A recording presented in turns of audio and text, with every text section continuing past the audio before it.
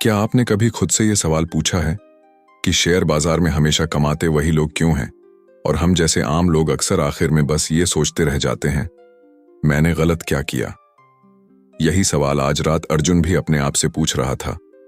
मुंबई की तेज बारिश, छोटा सा किराए का कमरा, टेबल पर पड़ा उसका मोबाइल और स्क्रीन पर लाल होते हुए उसके सारे स्टॉक्स। अर्जुन कुछ देर तक स्क्रीन को घूरता रहा, फिर धीरे से मोबाइल को उल्टा करके रख दिया। जैसे वो नुकसान नहीं देखेगा तो शायद सच बदल जाएगा।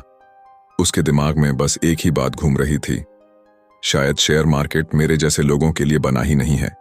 शायद पैसा उन्हीं के पास जाता है जिनके पास पहले से पैसा है या जिनके पास दिमाग और सही जानकारी है।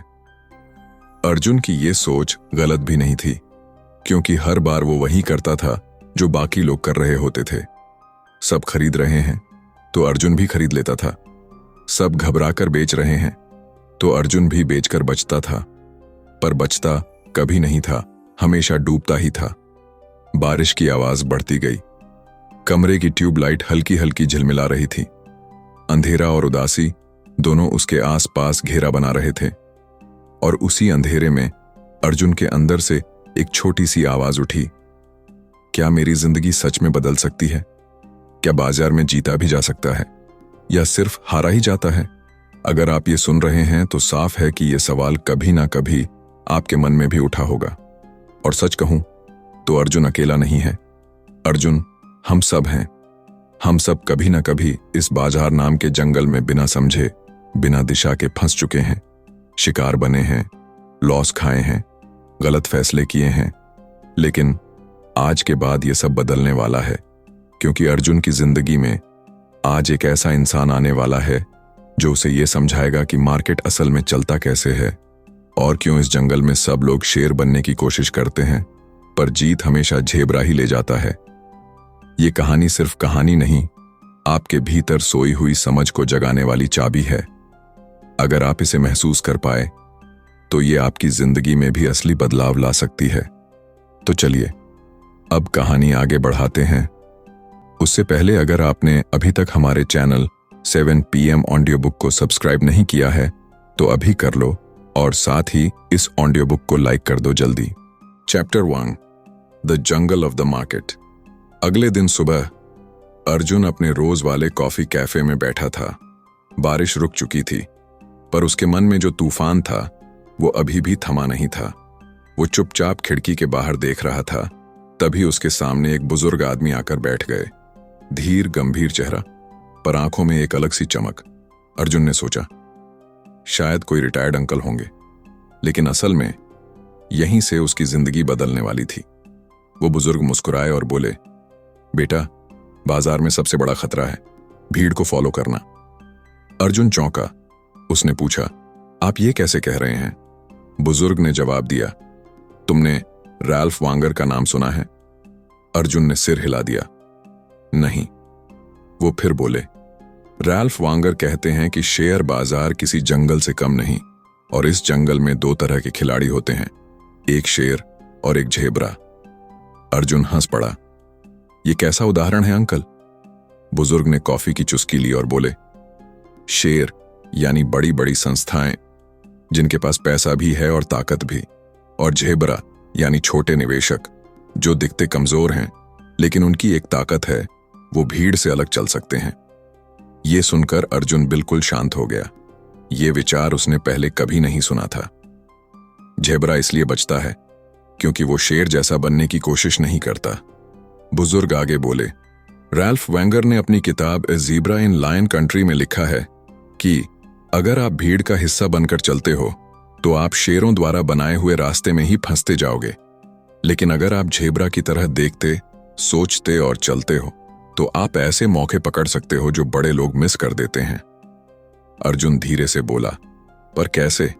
छोटे इन्वेस्टर के पास तो दम नहीं होता। बुजुर्ग मुस्कुराए, दम तो होता है, बस सोच अलग होनी चाहिए। बुजुर्ग ने अर्जुन को एक केस स्टडी बताई। रैल्फ वांगर सालों पहले एक कंपनी को फॉलो कर रहे थे, साउथवेस्ट एयरलाइंस। उस समय ये एक छोटी अनजान एयरलाइन थी जिसे वॉल स्ट्रीट ने लगभग इग्नोर कर दिया था। अर्जुन ध्यान से सुनने लगा। लेकिन वांगर ने कहा था, छोटे बिजनेस शुरुआत में गलत नहीं लगते, बस लोगों को उनके अंदर का भविष्य दिखाई नहीं देता। अर्जुन ने पूछा, तो हुआ क्या?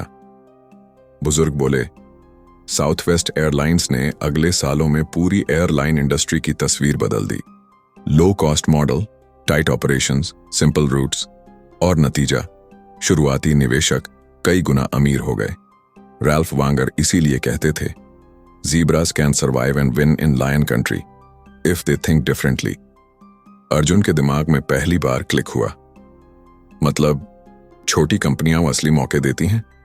बुजुर्ग बोले, हाँ, पर हर छोटी कंपनी नहीं, बस वो जिनमें सच में दम हो और जिन्हें बड़ी भीड़ नहीं समझ पाती। ये बातें सुनकर अर्जुन के अंदर एक अजीब सी शांति आई। उसे पहली बार लगा कि शायद वो भी बाजार में जीत सकता है, अगर वो शेरों की तरह बनने की कोशिश छोड़े और झेबरा की तरह अलग देखना शुरू करे।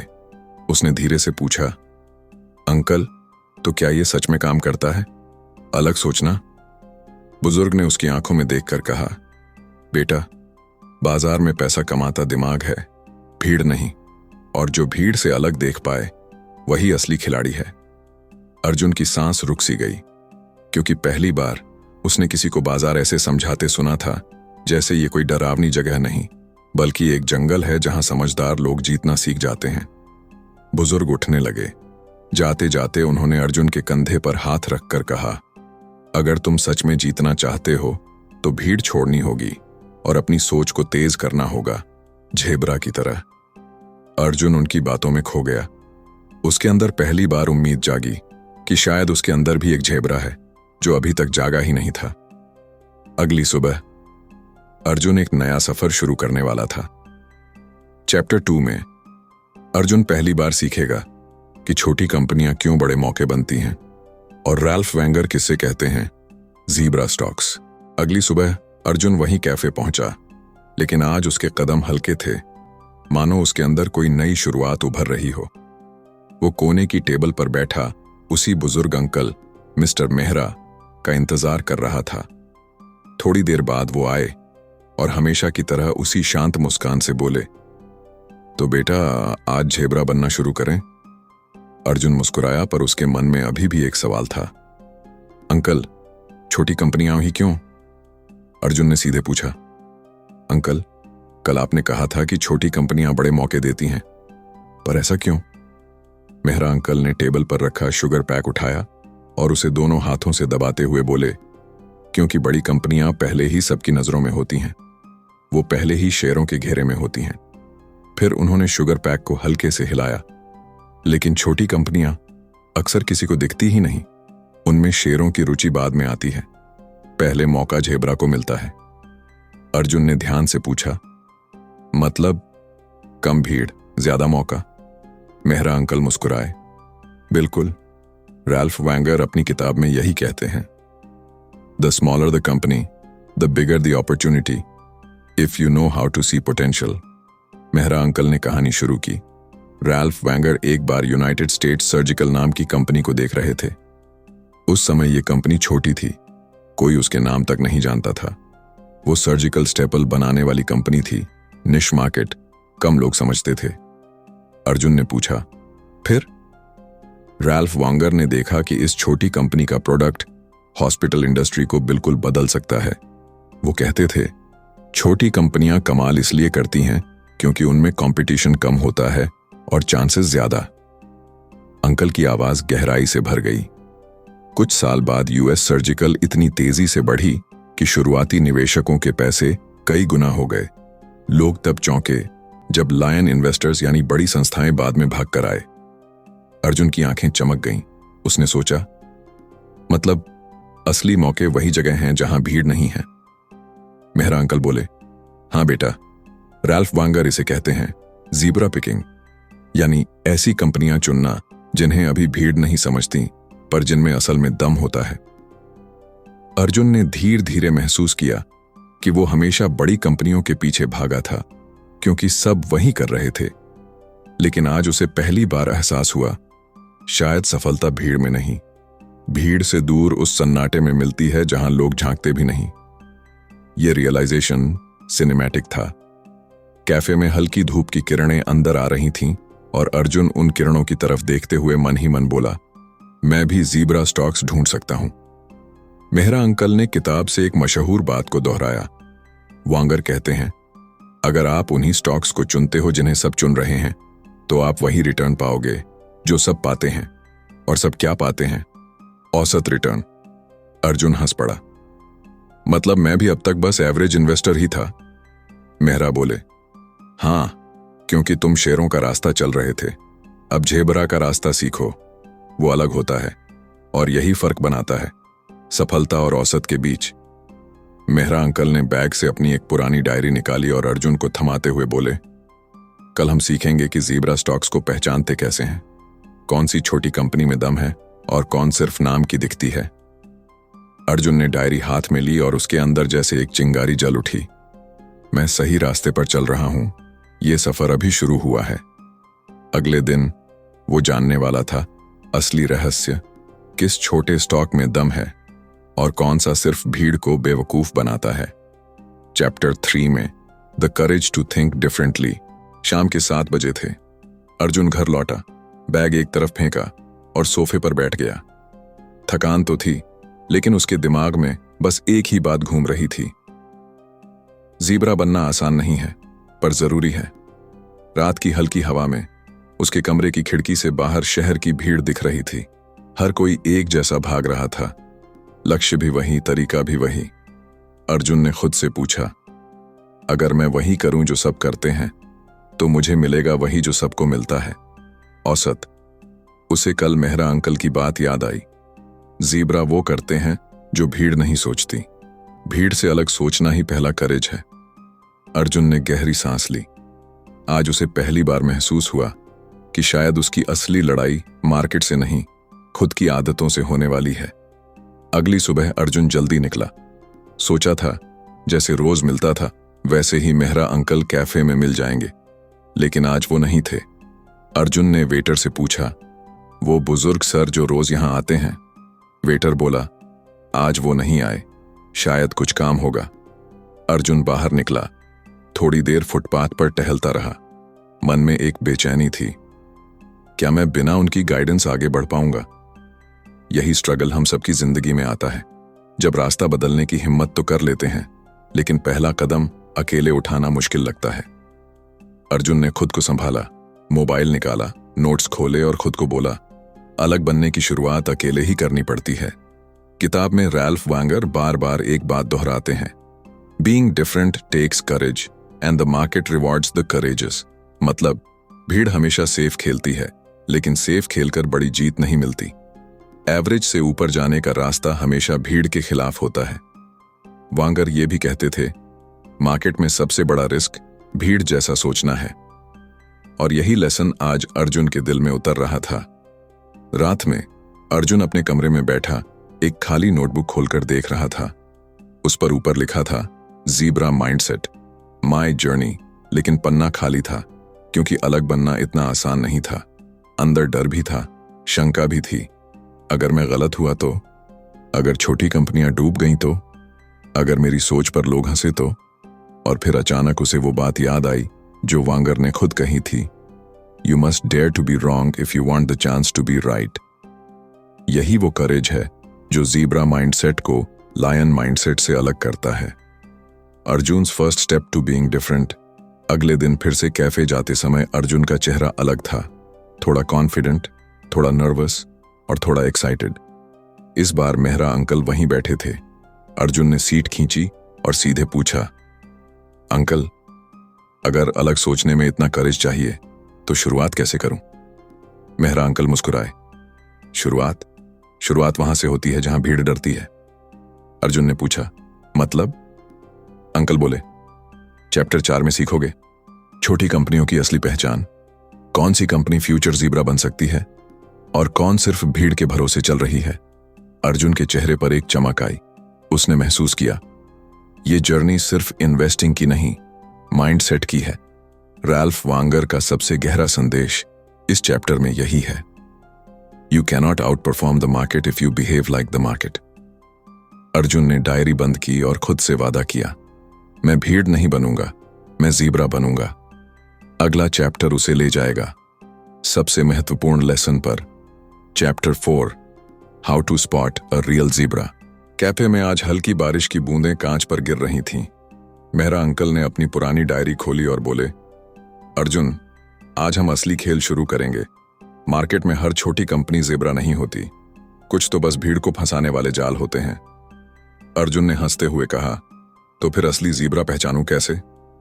अंकल ने अपनी डायरी घुमाई। 4 संकेत होते हैं और ये राल्फ वैंगर खुद बताते हैं। अर्जुन का दिमाग तेजी से फोकस हुआ। ये वही सवाल था जिसका जवाब हजारों व्यूअर्स भी ढूंढ रहे होंगे। Sign 1, niche market, clear identity. Mehra uncle बोले, ज़ीब्रा हमेशा भीड़ से दूर जंगल के एक हिस्से में रहता है। वो सिर्फ एक ही काम में एक्सपर्ट होता है। इन्वेस्टिंग में इसका मतलब छोटी कंपनी हो लेकिन अपना एक नीश हो जहां कंपटीशन कम हो और ग्रोथ की जगह ज्यादा हो। उन्होंने एग्जाम्पल दिया। राल्फ वांगर बताते हैं कि साउथ वेस्ट शुरू में एक छोटी एयरलाइन थी लेकिन एक नीश पर फोकस करती थी। Short distance routes, low cost efficiency, simple model, ये उनका ज़ीब्रा पैटर्न था। अर्जुन ने नोट किया, नीश चार्स स्ट्रेंथ। साइन 2, मैनेजमेंट जिद्दी पर सही दिशा में। अंकल ने कहा, ज़ीब्रा का लीडर हमेशा अलर्ट और स्टबर्न होता है लेकिन भागने में एक्सपर्ट।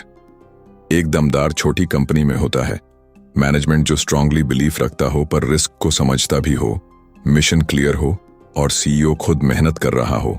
राल्फ वांगर कहते हैं, small companies thrive when founders fight like rebels. Arjun ने खुद से सोचा, मतलब ऐसे लोग जो सर्वाइविंग मोड में नहीं, विनिंग मोड में हों। साइन 3, फाइनेंशियल हेल्थ, छोटी पर साफ। कई लोग सोचते हैं छोटी कंपनी मतलब कमजोर कंपनीज, लेकिन असली ज़ीब्रा कर्ज कम रखती है, कैश फ्लो साफ होता है, खर्च कंट्रोल में होता है। अर्जुन ने पूछा, कर्ज क्यों नहीं होना चाहिए? अंकल बोले, क्योंकि छोटी कंपनी का पहला दुश्मन डेट होता है, एक झटका और गिर जाएगी। साइजियन शोर, मार्केट को अंडर एस्टिमेट करने का मौका। अंकल ने मेज पर पेन रखकर कहा, असली ज़ीब्रा वो है जिसको मार्केट समझ ही नहीं रहा। प्राइस कम है, पोटेंशियल ज्यादा। वांगर इसको मार्केट मिस जजमेंट एडवांटेज कहते हैं। जहां भीड़ नहीं देख रही वहां असली मौका है। उस शाम अर्जुन घर लौटा। बारिश बंद हो चुकी थी। उसने कमरे की लाइट बंद की और लैपटॉप खोलकर छोटी कंपनियों की लिस्ट निकालने लगा। लेकिन उसे एक डर लगा, अगर मैं गलत चुनूं, अगर ये सब सिर्फ किताबों में ही अच्छा लगे। फिर उसे अंकल की आवाज याद आई, गलती करने से डरोगे तो कभी कुछ बड़ा नहीं करोगे। अर्जुन ने गहरी सांस ली और पहली बार सच में महसूस किया कि वो बदल रहा है। ये सिर्फ इन्वेस्टिंग नहीं था, ये माइंडसेट ट्रांसफॉर्मेशन था। अर्जुन कैफे पहुंचा, लेकिन आज एक नई भरोसे वाली ऊर्जा लेकर। उसने मेहरा अंकल को फाइल देकर कहा, अंकल, मैंने 5 छोटी कंपनियां चुनी हैं, देखिए इनमें कोई ज़ीब्रा है क्या? अंकल ने चश्मा ठीक किया और उसे कहा, बस अब तुम्हारी हंट शुरू हो चुकी है। फिर चैप्टर का सबसे भारी वाक्य बोला, ज़ीब्रास को देखना सीख गए, अब उन्हें पकड़ना सीखेंगे और उसके लिए पेशेंस चाहिए। Chapter 5, the pain of patience. क्यों छोटी कंपनियां तुरंत नहीं चमकती? क्यों पेशेंस सबसे पावरफुल वेपन है? कैसे राल्फ वांगर ने सालों इंतजार किया और कैसे अर्जुन अपने पहले डाउट से लड़ेगा। अर्जुन अपने लैपटॉप के सामने बैठा था। स्क्रीन पर वो छोटी कंपनी का स्टॉक चार्ट खुला था जिसमें उसने 3 महीने पहले निवेश किया था। लेकिन अब ग्राफ लगातार नीचे जा रहा था। रंग फीके लग रहे थे, लाइन लाल हो चुकी थी।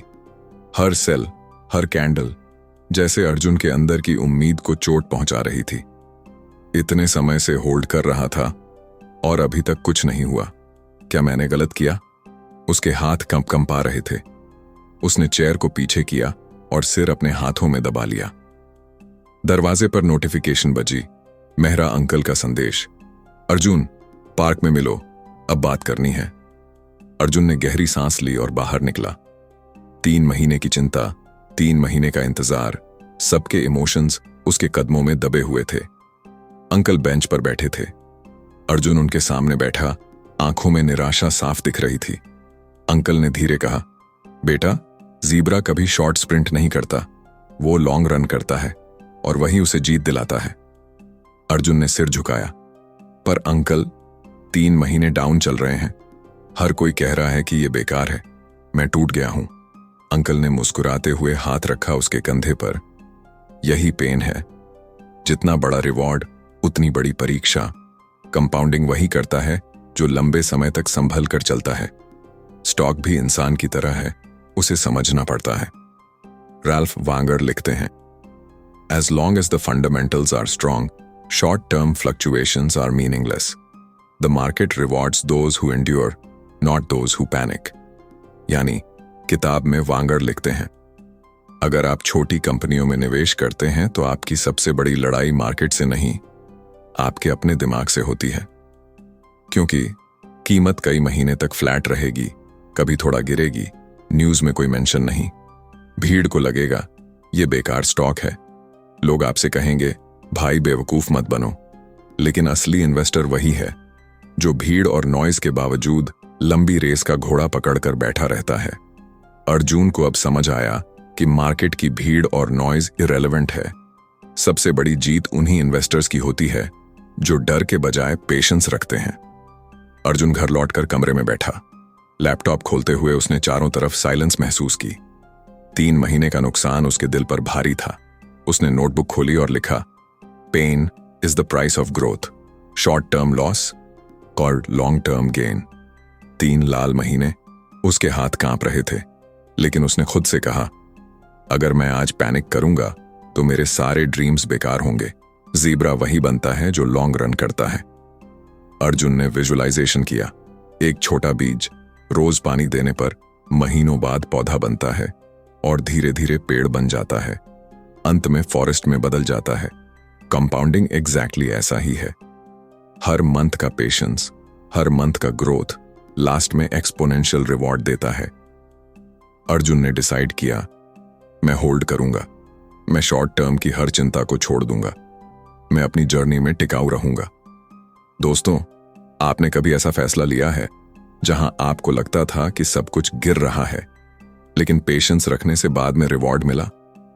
पॉज करें और सोचें, क्योंकि यही चैप्टर 5 का कोर है। Long term advantage equal pain plus patience plus compounding. Short term में मार्केट आपका डर बढ़ाता है, लॉन्ग टर्म में वही रिवॉर्ड देता है जो शांत रहता है। Patience plus discipline, true zebra mindset.